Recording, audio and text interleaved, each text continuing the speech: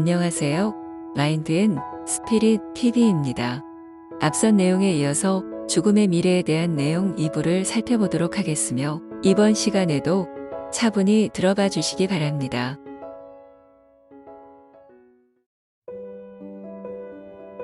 앞선 일부 내용까지는 중간 영역에 대한 설명을 끝으로 드렸습니다. 그럼 이제 중간 영역 이후에 가게 될 곳인 본향에 대한 내용입니다. 이곳이 진정한 의미에서 영계가 시작되는 영역이며 저자는 1차 영역에서는 전생 리뷰에 대한 것이 주요하다고 말합니다. 사람이 영계에 도달해 전생 리뷰가 필요한 이유는 이번 생에 대해 복습하고 반성하면서 다음 생을 준비하기 위함인데요. 이때 전생 리뷰는 바로 전 전생에서 다른 사람에게 저지른 모든 행동을 다시 경험하게 된다고 합니다. 여기서 다른 점은 상대방의 역할을 한다는 것이며 영적인 조력자들은 자신이 한 행동들에 대해 판단을 내리며 그 행동의 잘잘못을 스스로 느끼게 도와준다고 합니다. 그리고 이러한 복습 과정이 끝나면 그것을 바탕으로 업보의 경향에 맞게 다음 생을 준비하게 됩니다. 다음 생의 준비는 어떠한 부모를 만날지, 어떤 가정에 태어날지, 어떤 형태의 몸을 갖고 태어날 것인지 등등인데요. 이러한 전생 리뷰를 통해 의식적, 무의식적으로 한 많은 행동과 생각에 대해 책임을 진다는 것이라고 합니다. 이때 남을 해치게 된다면 분명 부정적인 에너지가 어떠한 형태로든 생긴다고 하는데요. 당한 사람에게 분한 마음이나 아픔을 느끼게 했다면 그 감정이 그대로 소멸되지 않고 에너지체로 남한에게 돌아오게 됩니다. 하지만 그 부정적인 힘이 자신에게 되돌아오는 것은 사안에 따라 다른데 업보는 무수히 많은 원인들이 작용합니다. 예컨대 내가 어떤 이에게 폭력을 가한 것이 언제 어떻게 업보로 나타날 것인지는 정확하지가 않지만 그 시점은 꼭 온다는 것입니다. 또 이는 자신이 잘못한 것을 비로소 인정하고 반대의 입장이 되었을 때 그 부정적인 업보에서 해방될 수 있다고 합니다. 하지만 전생 리뷰에 대해 오해를 사고 있는 것은 인간을 벌하는 원리가 아니라고 합니다.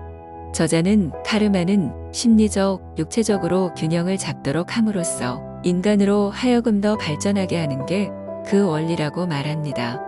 그럼 이어서 스웨덴보리가 주장한 1000개의 내용 중 의사소통 방식에 대해서 더 자세히 밝히고 있는데요. 1000개에서는 영혼들이 모두가 같은 언어를 쓰고 있으므로 어느 국가에서 왔는지는 중요하지 않다고 합니다.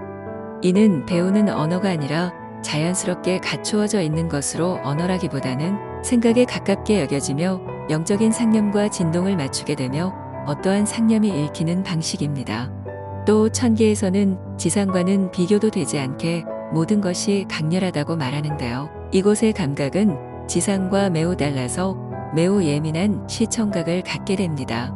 또 스웨덴보리는 각 영혼은 자기 나름의 빛이 있으며 그 중심에 빛이나 불꽃이 있고 외성이 있는 바깥쪽은 무지개처럼 여러 아름다운 색채로 나타나 영혼들마다 고유의 색깔과 빛을 띠고 있다고 합니다. 그럼 이번에는 스웨덴보리가 말하는 지옥에 대한 내용입니다. 지옥에 사는 영들은 그의 묘사에 따르면 죽은 시체처럼 생기가 없으며 검고 더러는 횃불처럼 불타고 있는 경우도 있다고 합니다. 또 얼굴은 지저분하며 어떤 때는 얼굴 자체가 보이지 않고 대신 털이나 뼈만 보이거나 이빨만 크게 보여 흡사 괴물의 형상을 띠고 그들이 하는 말에는 온통 분노와 미움, 복수만 담겨 있습니다.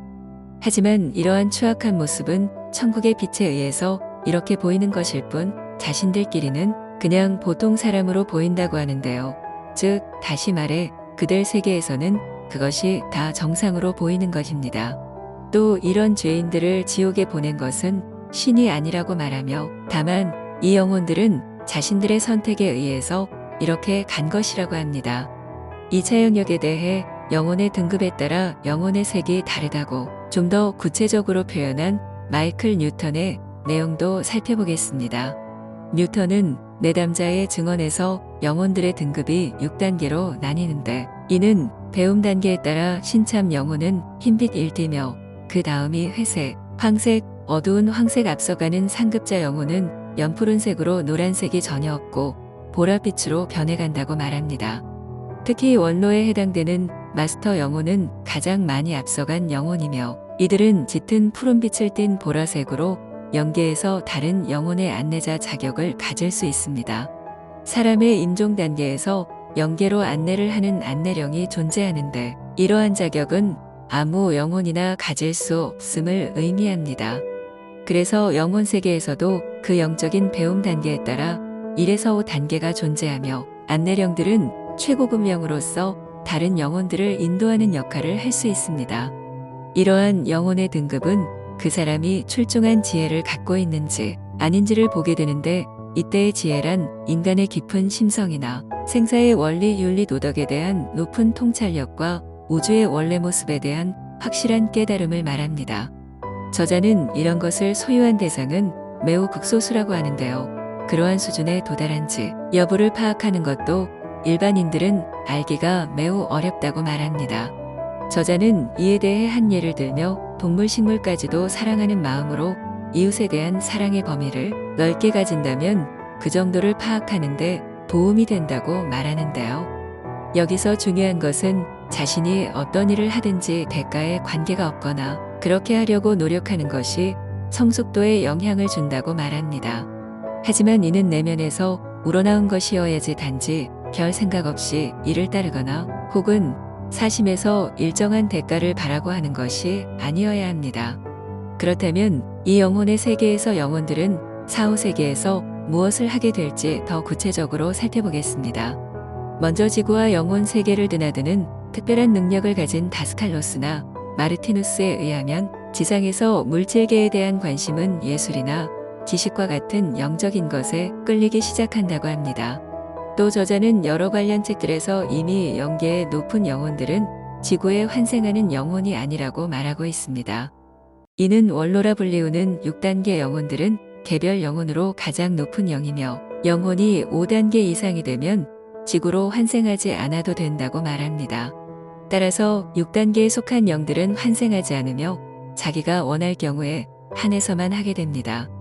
이 영들의 주된 업무는 스스로를 영적으로 고양시키는 것이며 이곳에 오는 개개 영들로 하여금 카르마 법칙에 따라 더 진화할 수 있게끔 돕는 일을 한다고 합니다. 이들은 각 영혼에게 조언을 주면서 중요한 역할을 하는 것인데요. 해당 영혼과 전생 리뷰를 하면서 다음 생에 대한 계획을 같이 짜게 됩니다. 하지만 고급령에 속한 이들은 많지 않기 때문에 다시 전생 복습과 공부, 환생 준비를 하여 세상으로 내려오는 것이 일반적인 순서라고 말합니다. 전생 리뷰가 끝난 영혼들은 자기가 속한 공동체에서 소울메이트와 진정한 의미에서 교류하면서 생활하고 공부를 하게 되며 어떠한 내담자는 그곳에 도서관이 있어서 그 나름대로 공부를 열심히 한다는 소식을 전한 경우도 있었습니다. 하지만 경우에 따라 공동체를 거치지 않고 바로 환생하는 경우는 빨리 다시 태어나야 할 영혼들입니다. 이는 영계에서 짧게 체류한 것으로 아기일 때 죽은 영혼이거나 지상에서의 생활이 어떠한 이유로 짧아서 환생을 결정하는 것입니다. 또 각 영혼들은 이 영역에서 머무는 시간이 정해져 있는 것은 아니라고 하는데요.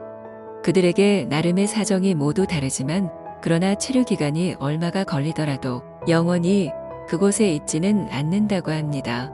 또 이렇게 여러 방식으로 자신의 삶을 디자인했더라도 영혼은 전생에 대해 기억하지 않기로 결정되는데 이는 백지 상태에서 배우는 게 더 낫기 때문이라고 말합니다. 왜냐하면 같은 문제에 대해 전생과는 다르게 접근할 수 있고 전생에서 택한 해결 방법에 얽매이지 않아도 되기 때문인데요.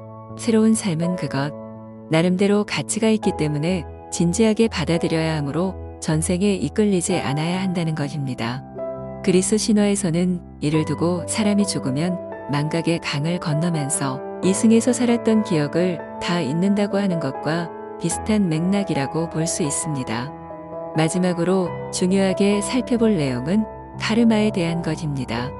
카르마는 산스크리트어로 무엇을 하다라는 뜻에서 파생되었는데 인도인들의 경전인 베다를 오랫동안 연구한 제프리 암스트롱이 그의 저서에서 카르마란 물질의 기계적인 작용에 의한 것만이 아닌 인간이 본질적으로 누구이고 우리가 궁극적으로 어떤 위치에 도달할 수 있는지에 대한 것이라고 밝혔습니다. 카르마란 우리가 종국적으로 어떤 상태에 이를 수 있으며 어디서 왔고 왜 여기에 있는지, 우리에게 어떠한 가능성이 있는지 등에 대한 의문을 제기한다고 하였습니다. 카르마는 간단하지 않은 우주와 인생에 대한 법칙이며 연구 내용이나 추적 또한 방대할 수밖에 없다고 저자는 말하는데요. 카르마에 대한 가장 일반적인 설명은 우리의 행동과 말과 뜻으로 행한 모든 것이 우주에 저장되어 나중에 그에 따라 일정한 과보를 받게 되는 법칙입니다. 다스칼로스는 이에 대해 영혼의 진화를 위해 카르마 법칙이 존재하고, 진화란 쉽게 말하면 개개 영혼들이 지혜와 사랑을 닦아 이기주의적 욕망을 초월해 자신들의 의식의 근원인 우주의식과 하나가 되는 것이라고 보았습니다. 또 앞서 살펴본 K씨의 자료를 바탕으로 한 카르마 운영 방식에 대해서도 밝히고 있는데요. 서미나라는 카르마에 반드시 도덕률이 작용하여 그 근간에 작용과 반작용이 적용된다는 것을 밝히고 있습니다.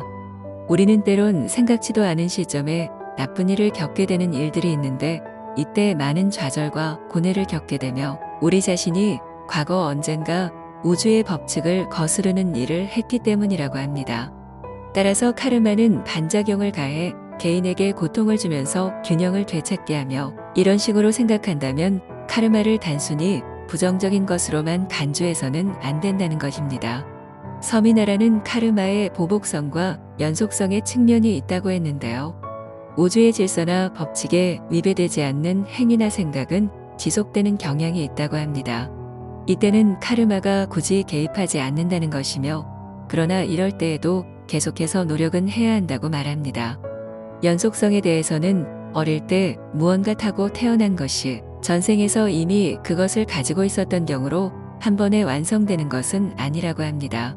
또 보복적 측면에서는 우주 법칙에 어긋날 때 그에 상응되는 반작용이 일어나 그에 상응하는 방법으로 반드시 처벌을 받게 된다는 점입니다. 서미나라는 보복 카르마를 세 가지 측면으로 구분하기도 했는데요. 첫 번째는 우리가 말하는 자업자득입니다. 두 번째는 신체에 관한 것으로 어떤 이의 소화기관이 매우 허약하다면 이는 전생의 과식을 매우 많이 하면서 드러나는 것으로 작동되기도 한다고 합니다.